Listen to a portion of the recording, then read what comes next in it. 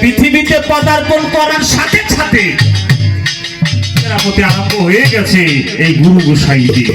আচ্ছা আমি আইসা তো পারি না, আমি মাতৃ গর্ভ হইতেও পারি না, এই পৃথিবীতে পদার্পণ করতেও পারি না, এ যাবত পারি না। তাইলে উনিরা আগে থেকে গুরু গুরু ওইদিকে লক্ষ্য দিলে কিন্তু এটাই বোঝা যায়। ছোট্ট হইতেই প্যান পরাই শেখে নাই, মাঝে দা দেখান ধরেছে। আমি কিন্তু পারি নাই, তাহলে ওখান থেকেই অনুরূপ গুরু গুরু গুরু রয়েছে, থাকবে, আছে, থাকবে। আমার বাজাররা তাইলে আমি একটি কথা দিশা পাচ্ছি না, আপনাকে দোষী করতেছি না বাজান। গুরুকে গুরু কোনোদিন দোষী না, একটু বোঝার জন্য কাউন্টার একটু দিচ্ছি, বেতবে মাফ করবেন। আপনার মধ্যে কি কোনো বেজাল ছিল?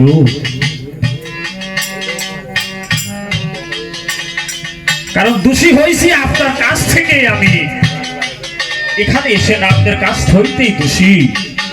তাইলে কি ভেজালটা আপনার মধ্যে ছিল? আমার কাছে এসে তো আমি দেখতেছি না, ওখান থেকে বন্টন করলেন গুরু এবং শিষ্য।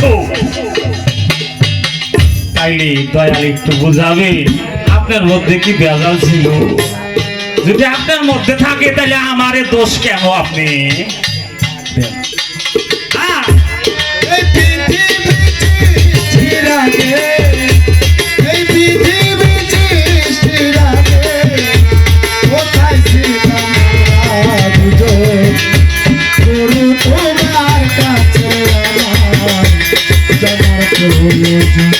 গুরু তোমার কাছে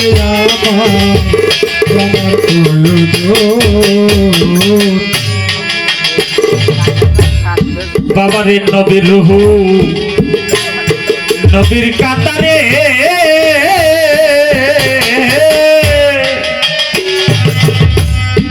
আউলিয়ারা তরে গো তরে নবীর রুহু নবীর কাতারে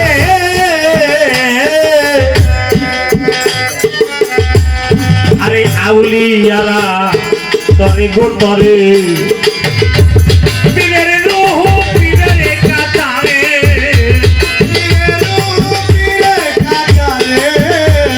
দয়ালে পীরের রুহু পীরের কাতারে বিবাদ তো করলে কি কারণ আসতে নবীর রুহু নবীর কাতারে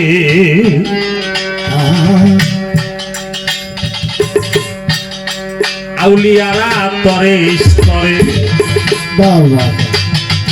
পীরের রুহু পীরের কাতারে তিনটা ভাগ করেছে।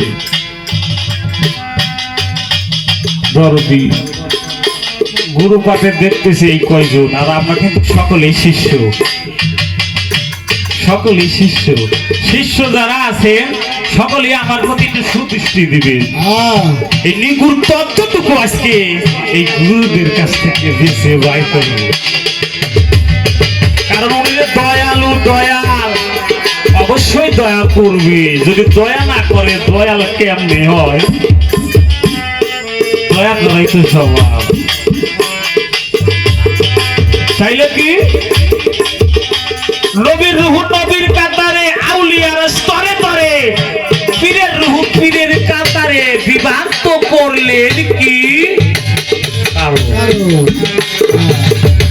ও দয়ালের কারণটা কি বিভক্ত করলেন? এর কারণটা একটু খুলে বলবেন? হ্যাঁ,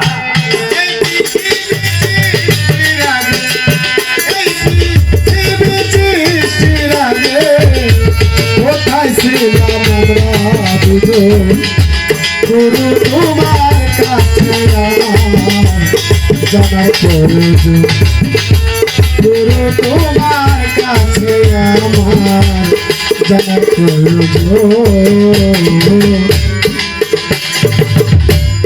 মেসের সাইজি বিনয় করে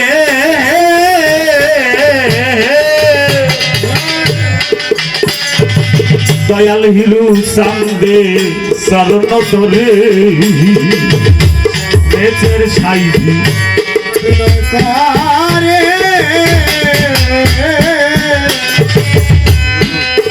ও দয়াল হিলু সান্দে চরণ ধরে পূজাও দয়াল পূজাও মোরে পূজা দয়াল পূজা মোরে পূজাও বাজান পূজাও মোরে গুরু শিষ্যর মোর ভিতারো তোমার কাছে আমার জানার প্রয়োজন গুরু তোমার কাছে আমার জানার প্রয়োজন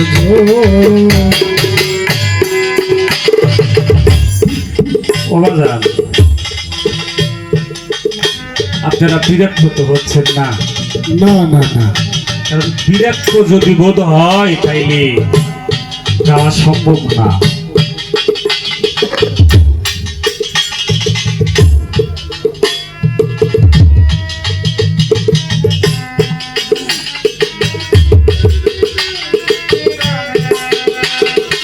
পৃথিবী সৃষ্টি আগে কোথায় ছিলাম আমরা দুজন গুরু তোমার কাছে আমার জানার প্রয়োজন গুরু তোমার কাছে আমার জানার প্রয়োজন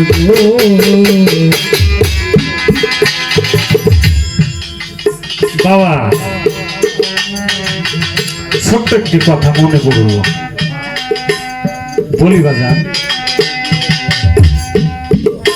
আজকে যেহেতু আমার ওস্তাদ বিলে আমি প্রশংসা যে করবো তা না, এটা আমার মন প্রাণ বলে যে শাহজাদপুর থানার মধ্যে যদি বিচারক থাকে আমার সালাম ফকিরকে একটু মানতে হবে। এই কথাটা অনেকের মুখে শুনছি, তাইলে যদি তাই হয় আজকে প্রমাণ একটু পাইতে চাই। বাবা বলে রাত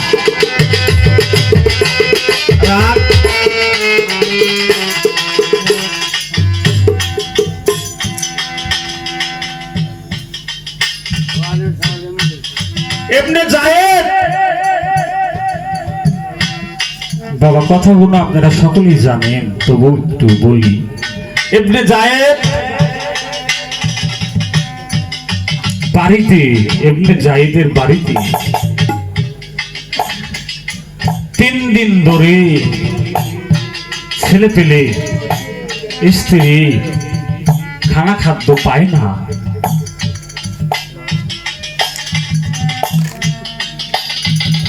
সকালবেলা এমনি যায় বাড়ি থেকে বাড়াচ্ছে, বিবি বলছো গো তুমি যে যাচ্ছ ছাল পালের কান্না আমার আর সহ্য হয় না, 3 দিন ধরে অনাহারে রয়েছে। তবে তোমার একটি কথা বলি, আসার সময় যদি তুমি খানা না আনতে পারো একটু বিষ নিয়ে আসবি, আমি বিষ খেয়ে ছাল পাল খাওয়াই বাইরে ফেলবো, কারণ এই কান্নার সহ্য হয় না। এমনি যায় কথা শুনে 2 চোখের পানিতে বুক ভেসে যায়, কাঁদতে কাঁদতে বাড়ি থেকে বাহির হলো। রাস্তাতে হেঁটে যাচ্ছে, কিছু শব্দ পাওয়া যায় যে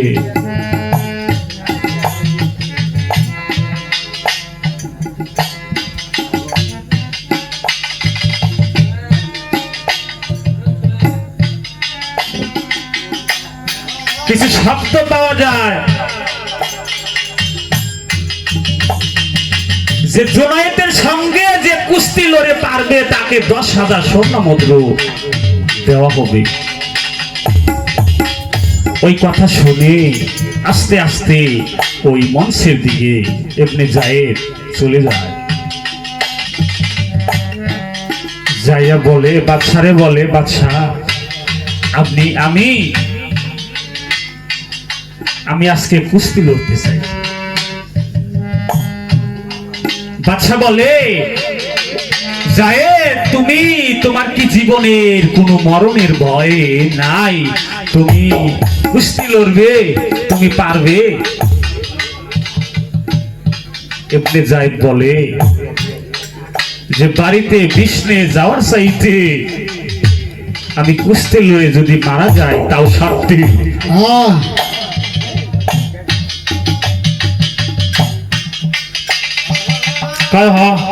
পারবো। ইবনে যায়েদ বলে হ পারবো। খাতা কলমে সই দিল।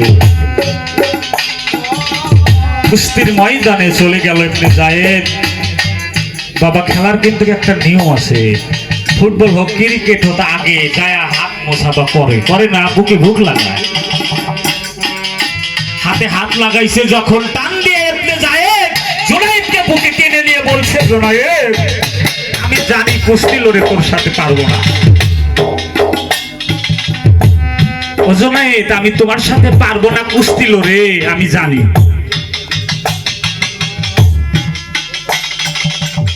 জুনায়েদ বলে, তুমি জানো তাহলে আইসো কেন? জুনায়েদ আমি এই কথাটাই তোরে বলতে চাই।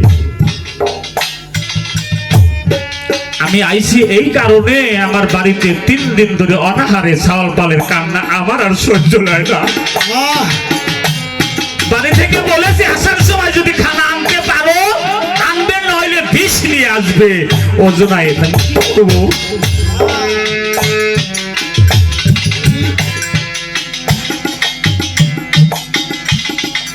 জুনায়েদ যদি আজকে আমারে জিতাইয়া দিস রে জুনায়েদ, কয় আমি দিতে পারি, আমার লাভ কি? জুনায়েদ বলে আমার লাভ কি?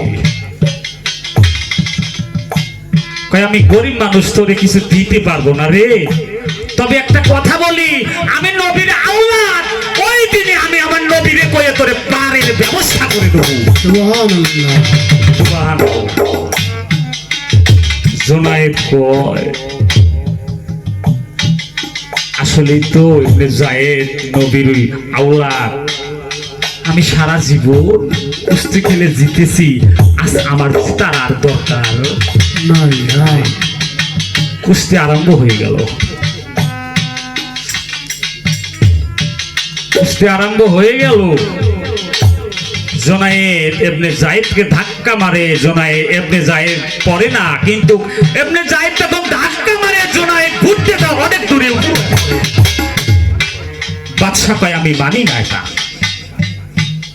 এই যুদ্ধ আমি, এই কুস্তি আমি মানি না। জুনায়েদ আজকে যদি ইবনে যায়েদের সাথে তুই না পারোস, তোরে লাখ চুল কেটে দেশে জুতোর মালা দিয়ে ঘুরানো হবে, দেশ থেকে বিতাড়িত করা হবে। জুনায়েদ ছোট্ট ছোট্ট করে কয়, আরে আমার জীবন চলে যাবে আজকে, আমি ইবনে যায়েদের গায়ে আমি আঘাত করতে পারবো না।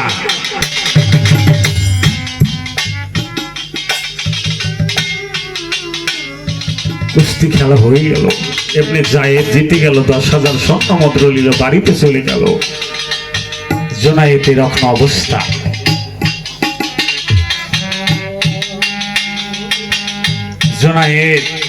জুনায়েদের গলায় জুতোর মালা দিয়ে দেশ ঘুরাইলো, লাখ চুল কাটলো, লাঞ্ছনা গঞ্জনা কত সহ্য করলো, অপমান অপদস্থ হলো। জুনায়েদ কাঁদতে কাঁদতে বাড়িতে যায় একটু বেশনায় গোল দিয়েছে, সারাদিন কষ্ট করছে, অপমান অপদস্থ হয়েছে।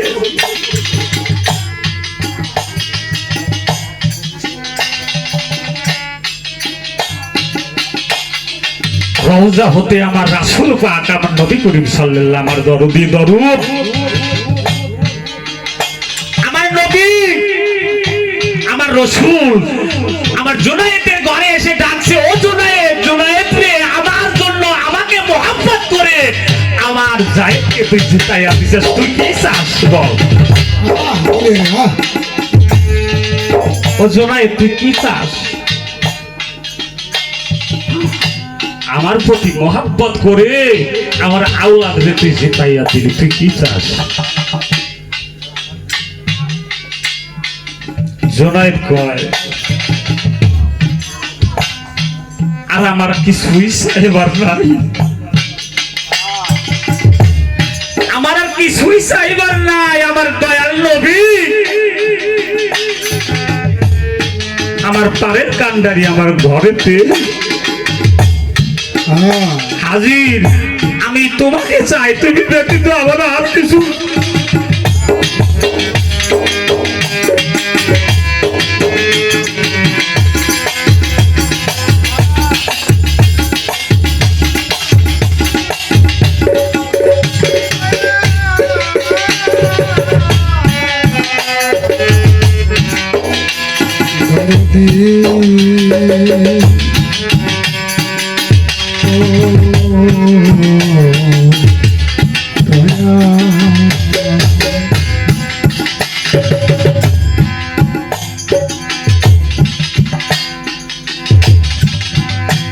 বাবা গো,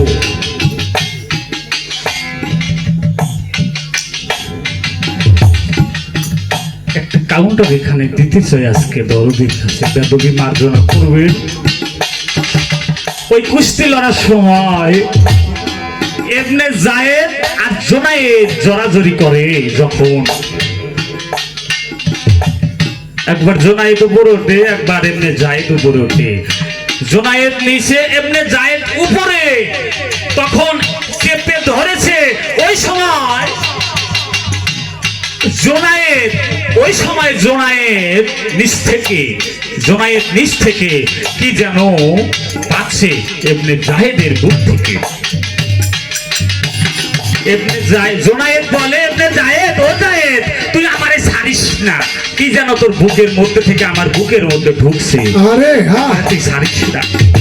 আমি চোখ বুঝিয়ে নবীর রওজা মক্কা মদিনা সকল কিছুই দেখতে পারি, আমারে ছাড়িস না, কি যেন তোর বুকের মধ্যে থেকে আমার বুকেতে ঢুকছে। জোনায়েদ রে, ও জায়েদ তুই ছাড়িস না আমারে। আমি জানতে চাই দরদি,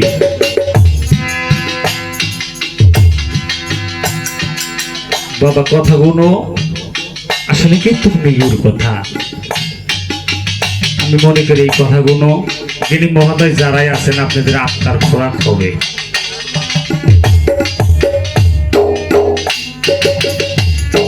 ওই জায়গা কথা চুক্তি হলো, তাই জোনায়েদের মধ্যে বেলায়েত ঢুকে গেল। ইবনে জায়েদের বুক থেকে বেলায়েত ঢুকাইয়া দিল। চুক্তি হয়েছিল, ওই যে কথা দিছিল। আমি জানতে চাই দরদি,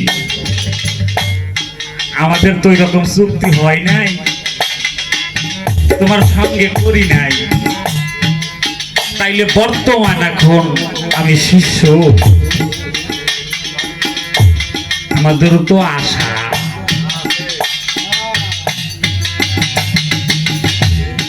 বুকের সাথে বুক লাগাইয়া বেলায়েত আপনি ঢোকাইয়া দেন, কোন কর্ম করলে, কোন ইবাদতের মধ্যে থাকলে পাওয়া সম্ভব, কোন ভাবের মধ্যে থাকলে আমার সম্ভব, আপনি দেওয়ায় বাধ্য। বাবা এটিকে ধরে রাখা জিনিস, যদি ধরে রাখা জিনিস হতো তাহলে কাউরে দিত না।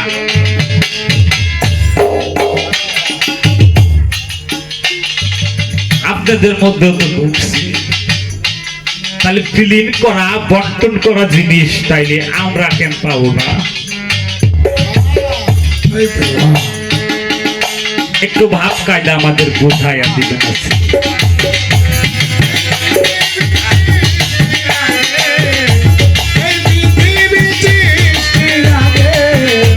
কোথায় ছিলাম আমরা দুজন, তোমার কাছে আমার তোমার কাছে হয়েছ